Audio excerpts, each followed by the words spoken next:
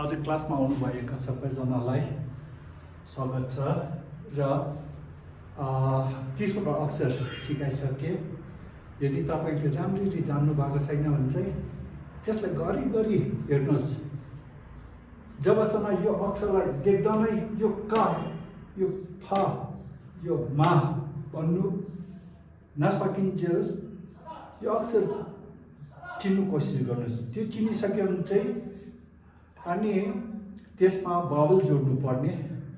भावल बडे इकर, छोटे उकर, एकर, ओकर। टिबेटनमा 4 वटा मात्रै छ, एकदमै सजिलो छ। भावल पनि मैले अगाडि सिकाइसके। यदि तपाईले देख्नु भएको छैन भने यो भन्दा अलिकति तल जानुहोस्, भावल सिकाएको भिडियो चाहिँ तपाईले देख्नुहुन्छ। अब आज सब्सक्राइब भन्ने गर्छ। सब्सक्राइब 3 वटा हुन्छ। सब्सक्राइब यो पहिलो चाहिँ यतक, कुनै एउटा अक्षरको मुनि यसलाई चाहिँ यतक भन्ने गर्छ। सो कुनै एउटा अक्षरको मुनि यसरी जोडेको छ भने यसलाई यतक भनेर पढ्ने। जस्तै क, यतक, क पहिला यो चिन्नु पर्यो। यो देख्नु बित्तिकै यो क हो। अब क लाई यतक जोड्यो भने चाहिँ के हुन्छ? क यतक क्या, क यतक क्या, क यतक क्या। पहिला यो चिन्नु पर्यो क, अनि यो यतक हो भनेर चिन्नु पर्यो। यदि कलाई यतक जोड्यो भने चाहिँ क्या भन्नु सक्ने हुनुपर्छ। त्यहाँदेखिको ख, पहिला यो अक्षर चिन्नु पर्यो ख। यो सिक्दाखेरि लेख्नुहोस्, यसरी लेख्नुहोस्, सँगसँगै पढ्दै पनि गर्नुहोस्। यो लेख्दाखेरि ख भन्दै लेख्नुहोस्, सिक्नु सजिलो पर्छ। ख यतक ख्या। अब यदि क यतक क्या हो भने ख यतक ख्या, यो त अटोमेटिकली मिलिहाल्छ। ख यतक ख्या, क यतक क्या, ख यतक ख्या, ग यतक अनि ज्ञा। सो यसरी जोडेको तपाईँहरूले देख्नुभयो भने चाहिँ सिधै अब पछि तपाईँले क्या, ख्या, ज्ञा भन्नु सक्ने हुन्छ। तर त्यो हुनुभन्दा अगाडि अलग्गै यसलाई अलग्गै यो क हो, यो यतक हो, क यतक क्या, ख, खलाई यतक जोड्यो भने ख यतक ख्या, ख्या। ग पहिले यो ग हो भनेर चिन्नु पर्यो। ग, ग यतक ज्ञा, क्या, ख्या, ज्ञा। क यतक क्या, ख यतक ख्या, ग यतक ज्ञा। अब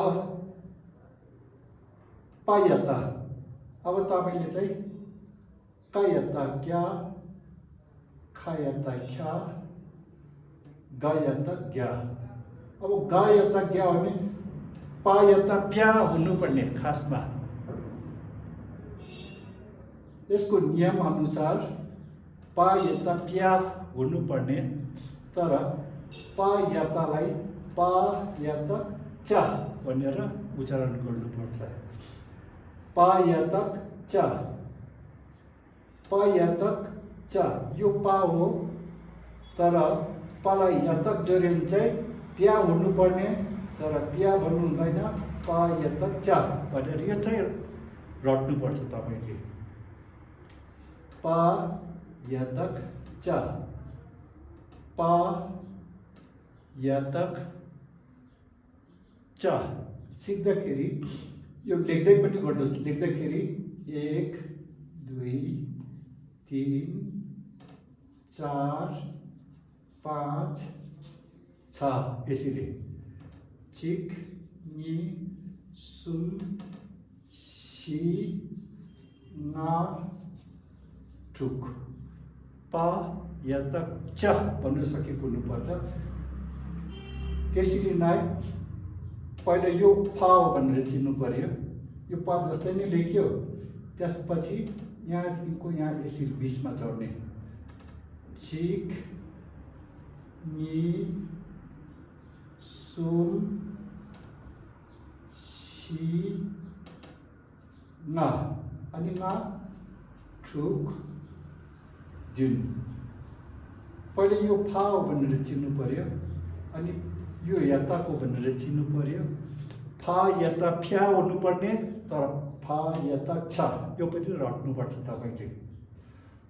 प यता च फा यता छ, फा यता छ। त्यसरी नै पहिला यो चिन्नुपर्छ ब, यो चाहिँ यताको भनेर चिन्नु पर्यो। बा यतक, बा यतक ब्या हुनुपर्ने, तर बा यतक जा, बा यतक जा। पा यतक च, फा यतक छ, बा यतक जा, मा यतक न्या, का यतक क्या, खा यतक ख्या, गा यतक ग्या, तर पा यतक छ, फा यतक छ, बा यतक जा। अनि पहिले यो मा त नेपालीको मा जस्तै नै छ, मा यतक, यो यतक भनेर चिन्नु पर्यो। मा यतक न्या, मा यतक न्या। पा यतक च, फा यतक छ, बा यतक जा, मा यतक न्या। फेरि तपाईँहरू त्यो काम गर्दा गर्दै यो भिडियोलाई खोलिकन राख्नुभयो भने चाहिँ अब का यता क्या, खा यता ख्या, गा यता क्या भन्दै गरेको तपाईँले यदि सुन्नुभयो भने चाहिँ आफै आफ निस्किन्छ, का यता क्या भन्नु सक्ने हुन्छ। त्यसरी नै पा यतक च, फा यतक छ, बा यतक जा, मा यतक न्या। अब यहाँ 30 वटा अक्षर तपाईँले सिकिसक्नु भएको छ, अनि भवल तपाईँले दोस्रो दिनमा सिकिसक्नु भएको छ। आज सिकेको चाहिँ यतक हो। अब यसरी यो 3वटा भवल का यतक छ भने चाहिँ सँगसँगै उच्चारण कसरी गर्ने त्यो सिक्नुपर्छ। अब का यतक क्या, का यतक क्या, का यतक क्या, का यतक क्या खिकु कि। यो खिकुलाई चाहिँ भरेको काम गर्छ भनेर तपाईँले अगाडि सिकिसक्नु भएको हो। सो स्पेलिङ गर्दाखेरि का अनि यहाँ आउने का यतक क्या खिकु कि। त्यसरी का यतक क्या, पहिला चाहिँ क र यतक जोड्नु पर्यो। का यतक क्या, अनि त्यहाँदेखि भवल जोड्नु पर्यो। का यतक क्या सब्जुक्यो, का यतक क्या सब्जुक्यो। त्यसरी नै पहिला यो चिन्नु पर्यो का, यसलाई अलग्गै चिन्नु पर्यो यतक। का यतक जोड्यो भने चाहिँ क्या हुन्छ भनेर जानेको हुनु पर्यो। का यतक क्या यो चाहिँ भवल डिम्पो हो भनेर जानेको हुनु पर्यो। डिम्पोले चाहिँ नेपालीको एकरको काम गर्छ। का यतक क्या डिम्पो के, का यतक क्या डिम्पो के। त्यसरी पहिला यो चिनेको हुनु पर्यो का, अलग्गै यसलाई अलग्गै चिन्नु पर्यो। अब मेरो क्लासमा चाहिँ त्यो अङ्ग्रेजी जाने, नेपाली जाने त्यस्तो पनि आउनुहुन्छ। 1-2 नेपाली इङ्ग्लिस के पनि नआउने नजाने त्यस्तो पनि आउनुहुन्छ। उनीहरूको लागि अब कसरी सिक्नुपर्छ बताउँदैछु। यो का, पहिला यसलाई यो का हो भनेर चिन्नु पर्यो का। अलग्गै यो चाहिँ यातायात हो भनेर चिन्नु पर्यो। कालाई यातायात जोडिन चाहिँ कसरी उच्चारण गर्नुपर्छ त्यो पनि अब सिक्नु पर्यो। का यातायात क्या क्या, अब त्यसको पछि बाबल जोड्नुपर्छ। यस्तो यो चाहिँ नारो हो, नारोले के काम गर्छ, ओकरको काम। का याता क्या क्या नारो क्यो, का याता क्या क्या नारो क्यो, का याता क्या खिको की, का याता क्या सचु क्यों, का याता क्या डिपो के, का याता क्या नारो क्यों। त्यहाँदेखिको अब अर्को एक्जाम्पल उदाहरण लिने हो भने चाहिँ अब पाको उदाहरण लिउँ होइन। अब भर्खरै हामीले पा याता प्या हुनुपर्ने तर पा याता चा भन्नु चाहिँ बानी बसाउनु पर्यो। पा याता चा, यो पा हो, यो चाहिँ यातक हो। पालाई यातक जोड्यो भने चाहिँ चा भनेर उच्चारण गर्नुपर्छ भनेर जानी हुनुपर्छ। सो त्यसरी नै पा यातक चा, चा खिको ची, पा यातक चा, चा शब्चु चू, पा यातक चा, चा डिम्पो चे, पा यातक चा, चा नारो चो। अब फाको एक्जाम्पल लिउँ होइन। फा यातक छा, एकचोटि सुनेर बानी बसाउनु सक्नुहुन्न। केहीपल्ट तपाईँले सुनेको हुनुपर्छ, हेरेको हुनुपर्छ, सँगसँगै लेख्नु पनि पर्छ। सो फा यातक छा, फा यातक छा, छा खिको छी, फा यातक छा, छा शब्चु छु, फा यातक छा, छा डिम्पो छे, फा यातक छा, छा नारो छो। अब पहिला अक्षर चिन्नु सकेको हुनुपर्छ। अब त्यो अक्षरलाई भावल जोड्नु सिक्नुपर्छ।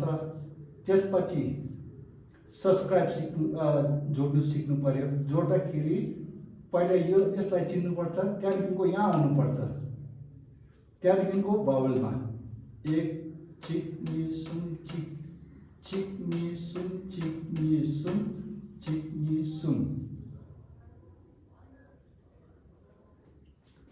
फा, पहिले यो फा भनेर चिन्नु पर्यो। फा यातक छा, छा खिको छी। एकदमै लजिकल छ, म्याथमेटिक्स जस्तै 2 + 2 4 हुन्छ होइन। त्यसरी नै नियम जानेको हुनुपर्छ। नियम जानिसकेपछि सबै त्यही नियम अनुसार पढ्नुपर्छ। त्यही नियम सबै अक्षरमा लागू हुन्छ। अब फा यातक छा, फा यातक छा, फा यातक छा, छा खिको छी, फा यातक छा, छा शब्चु छु, फा यातक छा, छा डिम्पो छे, फा यातक छा, छा नारो छो, गा यातक ग्या खिको गी, गा यातक गा यातक ग्या भनेको होइन। का यातक क्या, खा यातक ख्या, गा यातक ग्या, गा यातक ग्या खिको गी, गा यातक ग्या शब्चु ग्यू, गा यातक ग्या डिपो गे, गा यातक ग्या नारोग्यो।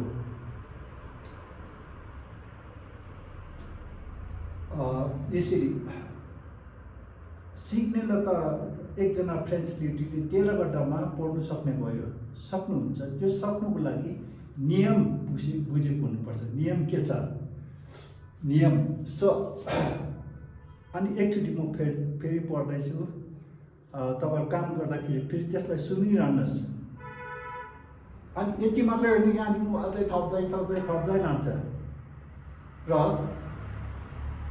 पहिला अगाडिको यो 3 वटा 1 2 3 यति सिकेको हुनु पर्यो। का या तक क्या, खा या तक ख्या, गा या तक ग्या, पा या तक चा, फा या तक छा, बा या तक जा, मा या तक न्या। अब यसलाई भवल जोड्ने हो भने चाहिँ का या तक क्या, क्या खिकु की, का या तक क्या, क्या शब्चु क्यू, का या तक क्या, क्या डिम्पू के, का या तक क्या, क्या नारू क्यों, पा या तक चा, चा खिकु ची, पा या तक चा, चा शब्चु चू, पा या तक चा, चा डिम्पू चे, पा या तक चा, चा नारो चो, फा या तक छा, छा खिकु छी, फा या तक छा, छा शब्चु छू, फा या तक छा, छा डिम्पू छे, फा या तक छा, छा नारो छो। अब यो भन्नु सक्नुको लागि यो भिडियो 4-5 पल्ट खोलिराख्नुहोस्। तपाईँ काम गर्दै गर्नुहोस् अनि सुनिरहनुहोस्। अनि बायत्ता जा धेरै पल्ट सुनिसकेपछि अटोमेटिकली आउँछ, बायत्ता जा भन्नु आउँछ। तर अब एकदमै स्कुल नगएको स्टुडेन्टहरू पनि मेरो क्लासमा छ। उनीहरूलाई चाहिँ सिक्ने पारा चाहिँ पहिला यो चिन्नु पर्यो पहिला। अनि यसलाई यो जोड्यो भने चाहिँ कसरी उच्चारण गर्ने, यदि यस्तो छ भने चाहिँ पहिला कुन चाहिँ चिनेको हुनुपर्छ, त्यसपछि के जोडेको हुनुपर्छ र त्यसको बादमा चाहिँ बाबुल जोड्नुपर्छ भनेर यसरी सिक्नुपर्छ एकदमै। अब भोलिपछि तपाईँ भोटी भाषा जुन चाहिँ अब लद्दाखदेखिको तामाङ, शेर्पा, योर्मो, लाहुल, स्पिति, सिक्किमिस धेरै जातिहरूको भाषा, राई, थापा, गुरुङ सबैजनाको भाषा यही नै हो। तपाईँहरूलाई थाहा छैन कि, तर गुरुङले यो अक्षर चाहिँ अहिले अपनाएको छैन, राईले यो अक्षर अपनाएको छैन। तर भाषा चाहिँ टिबेटो बर्मिज ल्याङ्ग्वेज हो र तपाईँहरूको भाषा पनि अलिअलि बिस्तारै सिक्दै गर्नुहोस्। त्यो तपाईँहरूको अस्तित्व हो। यो भन्दै आजको क्लास यहीँ समाप्त गर्दैछु। आउनुभएकोमा धन्यवाद।